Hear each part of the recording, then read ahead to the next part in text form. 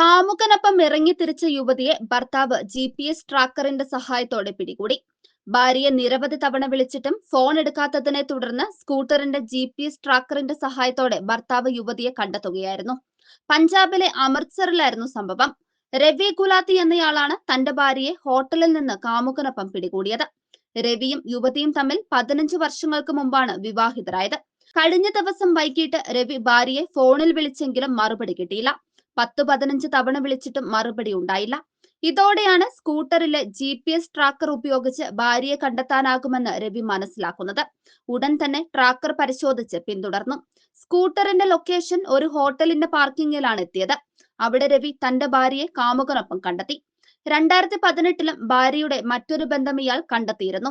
അന്ന് ഭാര്യയുടെ രക്ഷിതാക്കളെ വിവരം അറിയിക്കുകയും പിന്നീട് മക്കളെ ഓർത്ത് മാപ്പ് നൽകുകയായിരുന്നുവെന്ന് രവി പറയുന്നുണ്ട്. അന്ന് മുതലേ രവിക്ക് ഭാര്യയെ സംശയമാണ്. ഈ സംശയത്തെ തുടർന്നാണ് ഭാര്യയുടെ സ്കൂട്ടറിൽ GPS സ്ഥാപിച്ചത്. ഈ സിഗ്നൽ പിന്തുടർന്നാണ് യുവാവ് ഹോട്ടലിലെത്തിയത്. ഹോട്ടലിൽ ഭർത്താവ് എത്തിയതോടെ വാക്കുതർക്കമുണ്ടായി.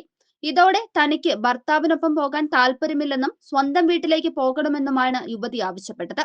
ഇപ്പോൾ യുവതി വീട്ടുകാർക്കൊപ്പമാണുള്ളത്. ഭർത്താവ് ഇതേക്കുറിച്ച് വിവരിക്കുന്ന വീഡിയോ സോഷ്യൽ മീഡിയയിൽ വൈറലാണ്.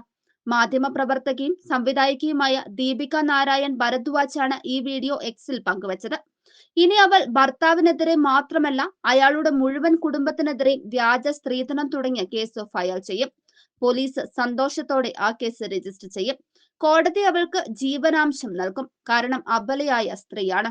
ഈ വ്യഭിചാരം അവളുടെ ജീവനാംശാവകാശം കവർന്നെടുക്കുന്നില്ല എന്നാണ് ദീപിക നാരായണൻ വീഡിയോ പങ്കുവച്ച് എക്സിൽ കുറിച്ചത്.